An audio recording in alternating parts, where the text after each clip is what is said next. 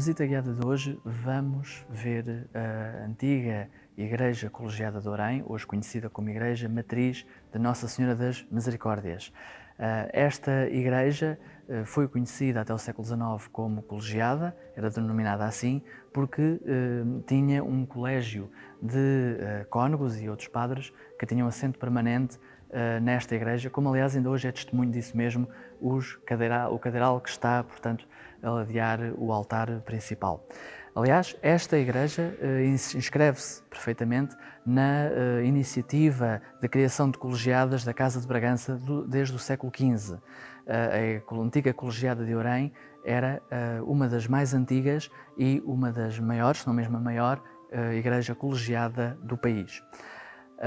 Esta igreja, portanto, sofreu imenso com o terremoto de 1755, aliás, é disso mesmo testemunho o quadro que se encontra no altar principal, um magnífico exemplar do século XVIII, que ostenta Nossa Senhora das Misericórdias no eixo central. Por baixo do seu manto azul temos uma série de figuras, senhoras de um lado, homens do outro.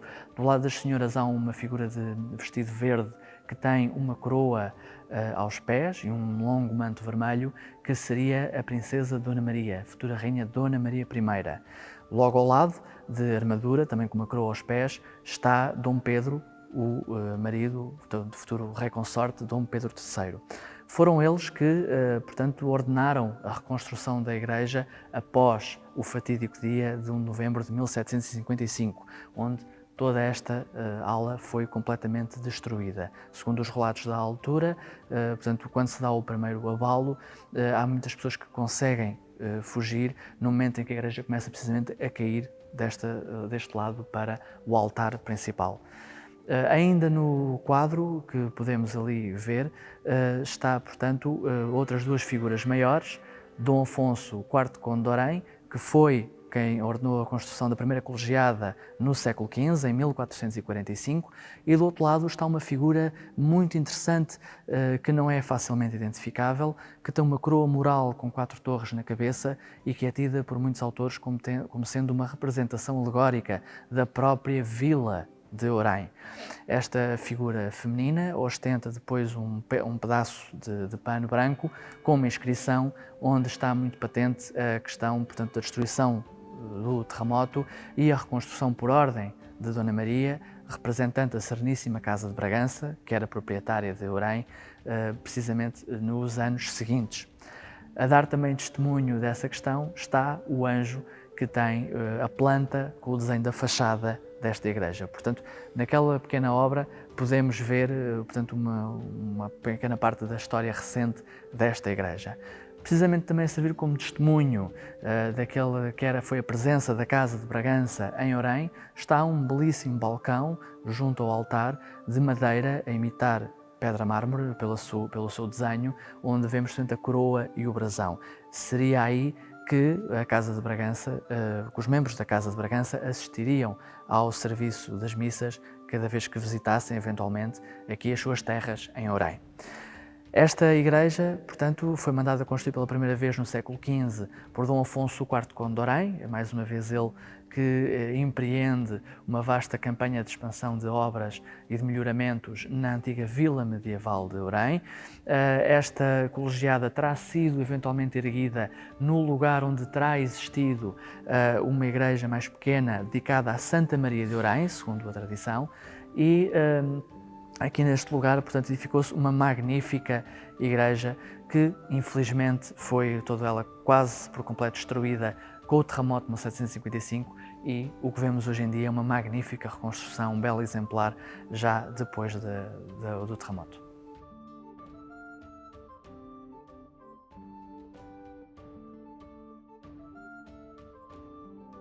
Descendo a porta lateral no sítio onde diz cripta, e vemos parar mesmo à cripta do Marquês, o último lugar de descanso de Dom Afonso IV Conde de Orém. Foi o seu último desejo ser sepultado na terra onde de facto trouxe o maior dinamismo. O Dom Afonso IV Conde de Orém é um personagem da história portuguesa relativamente pouco conhecido e que, no entanto, deixou uma marca indelével nesta antiga vila medieval. Dom Afonso IV Conde de Orém serviu 2 monarcas, foi várias vezes em serviço destes mesmos monarcas pela Europa fora, terá estado no Norte de África como militar e também como peregrino em Santiago e em Jerusalém. Desde aí terá trazido algumas relíquias e outros artigos de valor religioso e provavelmente a sua inspiração para aqui a antiga colegiada. Terá sido também pelas suas viagens pela Europa fora, principalmente pelo norte de Itália, onde terá trazido a inspiração para o magnífico palácio ou paço dos Condes de Orém, com os 2 torreões baluarte imediatamente a sul, que tanto engrandeceram o castelo e são hoje, aliás, a marca mais característica da antiga fortaleza de Orém. Aquela fortaleza que mistura uma conjugação de construção de pedra e tijolo parece ser claramente de inspiração italiana, lombarda e da zona da Toscânia. Dom Afonso IV Conde foi, portanto, um personagem bastante importante na corte portuguesa do século XV, um homem extremamente dinâmico, um político muito ativo e muito inteligente, que a dado momento se vê também envolvido na discussão, como toda a nobreza portuguesa da altura, entre a opção de irmos ajudar El Rei de Castela a Granada ou então seguir o plano do infante, o navegador, e ir pela costa da África abaixo. Aliás, não deixa de ser interessante que ambos, o infante Dom Henrique e Dom Afonso IV Conde, falecem precisamente no mesmo ano, em 1460. Dom Afonso acaba por falecer em Tomar, aparentemente vítima de uma febre.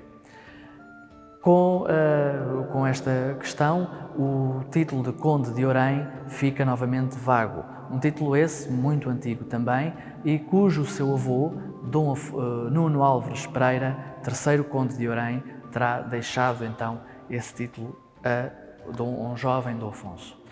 O túmulo, aliás, parece-nos indicar algumas dessas noções da vida e da obra de Dom Afonso IV Conde de Orém.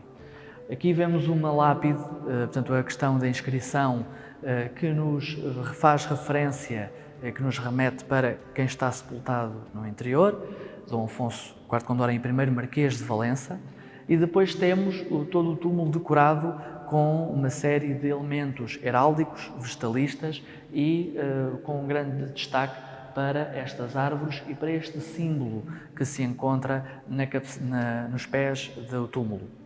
Este símbolo, portanto, o que encontramos aqui é um pouco diferente do resto, seria o selo pessoal de Dom Afonso IV Conde e a interpretação que nos é dada é que estas seriam 2 gruas de construção medieval voltadas uma para a outra e que ao mesmo tempo, num movimento ascensional, temos uma cartela com 4 letras, N, E, I, S.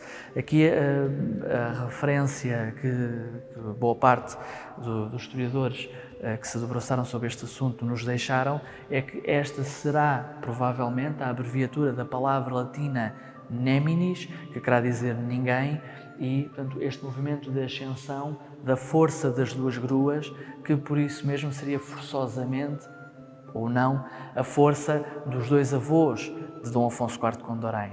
E esses 2 avós são nem mais nem menos do que o terceiro Conde de Orém, Dom Nuno Alves Pereira, uma vez que a mãe de Dom Afonso era Brites Pereira, filha de Dom Nuno Alves Pereira, e o outro avô seria precisamente Dom João I, rei de Portugal, visto que o pai de Dom Afonso era o Conde de Barcelos e primeiro Duque de Bragança, Dom Afonso, filho bastardo de Dom João I. Assim sendo, Dom Afonso IV Conde de Orém junta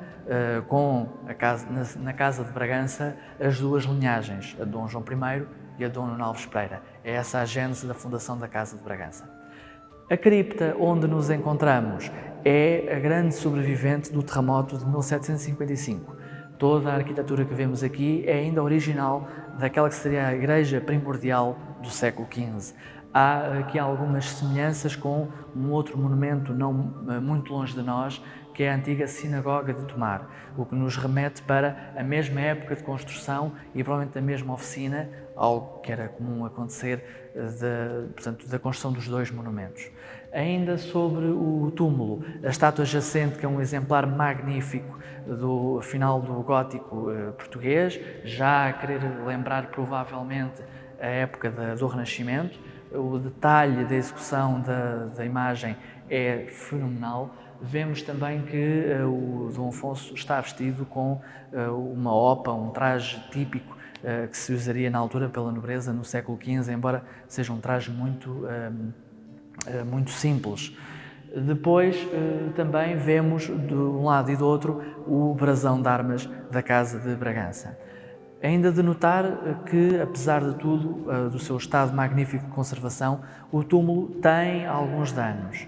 Estes terão sido infligidos a quando da terceira invasão francesa, em 1810, que ocupou o Morro do Castelo e que, ao chegar aqui, ter-se deparado com os soldados com este túmulo e, portanto, terão pilhado o próprio túmulo, como parece ser alguns dos vestígios que aqui encontramos.